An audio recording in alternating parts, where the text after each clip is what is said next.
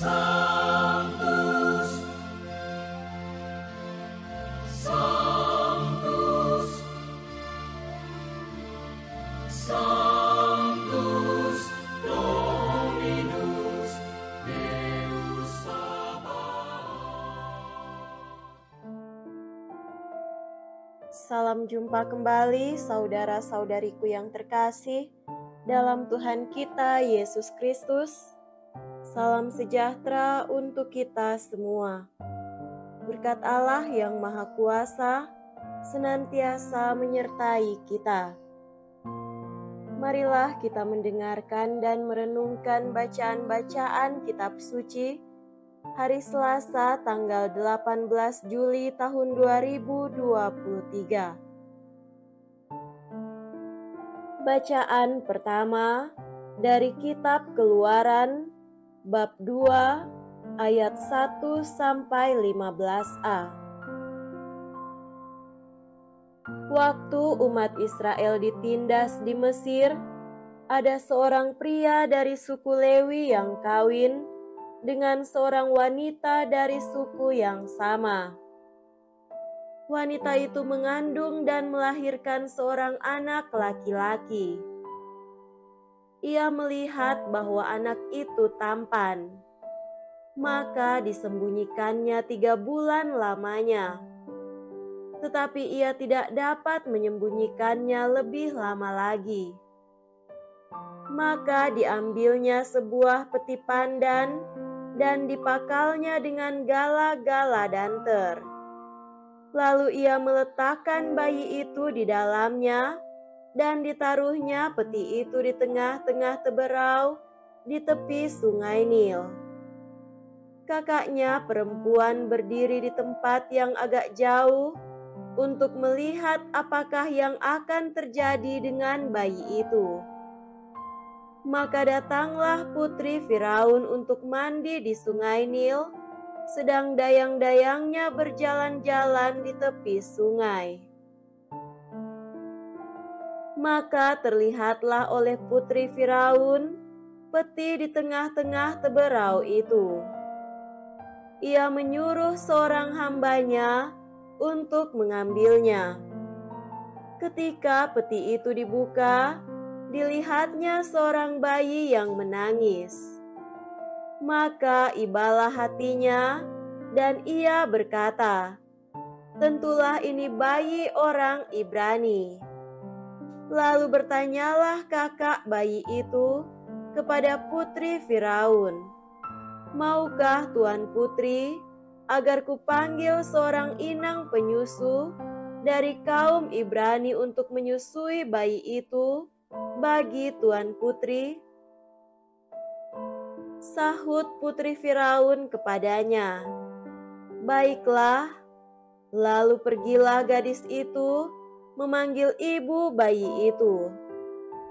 Maka berkatalah putri Firaun kepada ibu itu, "Bawalah bayi ini dan susuilah dia bagiku. Maka aku akan memberi upah kepadamu." Kemudian ibu itu mengambil bayinya dan menyusui dia. Ketika anak itu telah besar, ibunya membawa dia kepada putri Firaun. Ia diangkat anak oleh putri Firaun dan diberi nama Musa. Dibawanyalah kepada putri Firaun yang mengangkatnya menjadi anaknya dan menamainya Musa, sebab katanya, "Aku telah menarik dia dari air." Pada suatu hari, ketika Musa telah dewasa, ia keluar mendapatkan saudara-saudaranya untuk melihat kerja paksa mereka. Lalu dilihatnya seorang Mesir memukul seorang Ibrani, seorang dari saudara-saudaranya itu. Ia menoleh ke sana-sini, dan ketika dilihatnya tidak ada orang, dibunuhnya orang Mesir itu dan disembunyikannya mayatnya dalam pasir.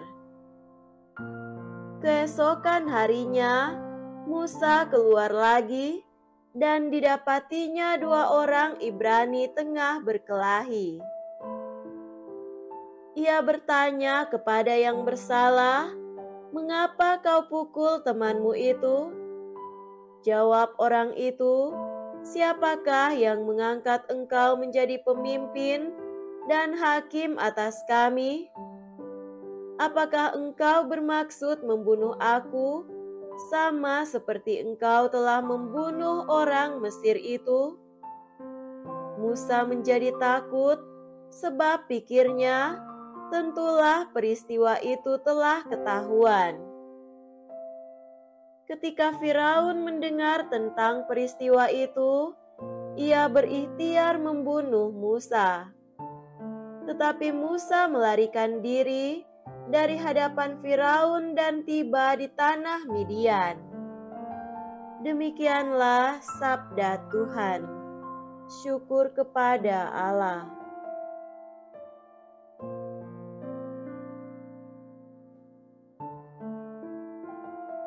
Semoga Tuhan beserta kita sekarang dan selama-lamanya. Inilah Injil suci menurut Matius. Dimuliakanlah Tuhan. Injil Matius bab 11 ayat 20 sampai 24. Lalu Yesus mulai mengecam kota-kota yang tidak bertobat, sekalipun di situ ia paling banyak melakukan mujizat-mujizatnya. Celakalah engkau Korazim, celakalah engkau Betsaida. Karena jika di Tirus dan di Sidon terjadi mujizat-mujizat yang telah terjadi di tengah-tengah kamu, sudah lama mereka bertobat dan berkabung. Tetapi aku berkata kepadamu, pada hari penghakiman, tanggungan Tirus dan Sidon akan lebih ringan daripada tanggunganmu. Dan engkau Kapernaum, apakah engkau akan dinaikkan sampai ke langit? Tidak, engkau akan diturunkan sampai ke dunia orang mati. Karena jika di Sodom terjadi mujizat-mujizat yang telah terjadi di tengah-tengah kamu, kota itu tentu masih berdiri sampai hari ini. Tetapi aku berkata kepadamu, pada hari penghakiman, tanggungan negeri Sodom akan lebih ringan daripada tanggunganmu. Demikianlah sabda Tuhan. Terpujilah Kristus.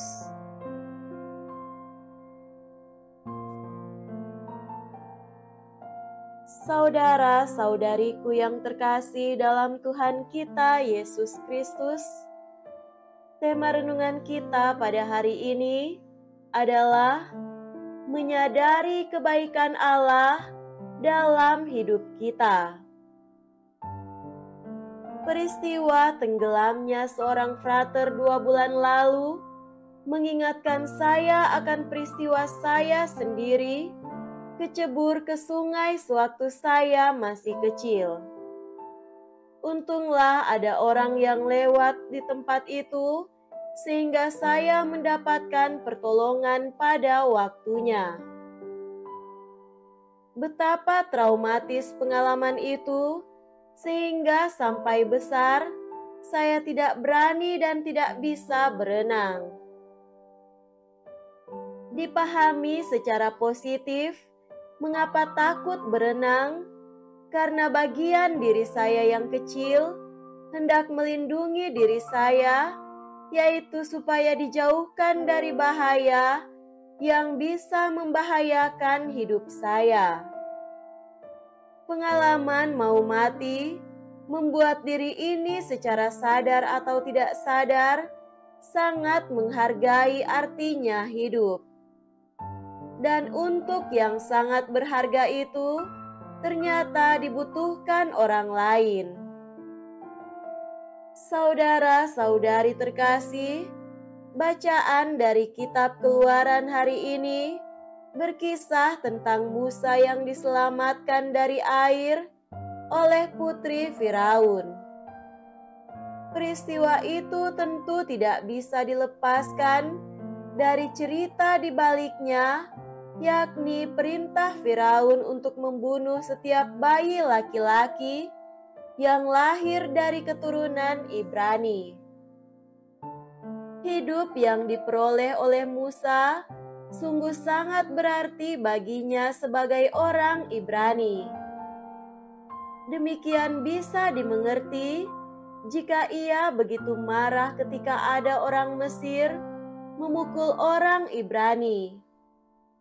Apalagi ketika di antara orang Ibrani saling berkelahi, tentulah Musa tidak bisa tidak menegur mereka.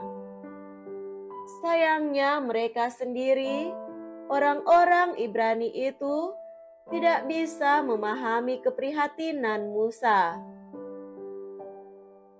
Mereka bukannya bersyukur diingatkan oleh Musa, tetapi sebaliknya justru mengolok-olok dan mengintimidasi Musa. Mereka tidak tahu menghargai hidup yang adalah karunia Tuhan, perlu dijaga dan dipelihara dengan saling menghargai dan saling menolong, tetapi malah berkelahi.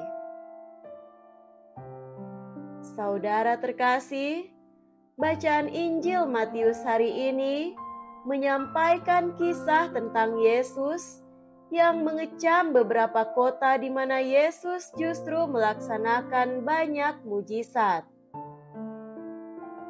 Dimulai dengan kata celakalah dan diakhiri dengan karena jika tempat lain mengalami yang mereka alami, sudah lama mereka bertobat dan berkabung. Kecamannya disertai dengan alasannya. Mereka dikecam karena mereka menyaksikan, menerima mujizat Yesus, tetapi mereka tidak bisa memahami dan menghargai pesan kehidupan yang diajarkan oleh Yesus. Seperti orang-orang Ibrani itu terhadap Musa, demikianlah sikap orang-orang Yahudi kepada Yesus. Tidak ada kota yang bisa menghindar dari kecaman Yesus. Apakah kita sendiri bisa terluput dari kecamannya? Saudara-saudari sekalian, marilah kita menyadari kebaikan-kebaikan Allah yang kita alami dalam kehidupan kita yang sederhana, sekalipun dan melalui siapapun yang terduga maupun tak terduga. Marilah kita menyukurinya. Kita bersyukur kepada Bapa yang menganugerahkan kepada kita, dan kita pun saling berterima kasih satu dengan yang lain atas pernyataan dan pelaksanaan kehadiran Tuhan melalui kehadiran maupun karya tindakannya. Semoga demikian. Amin.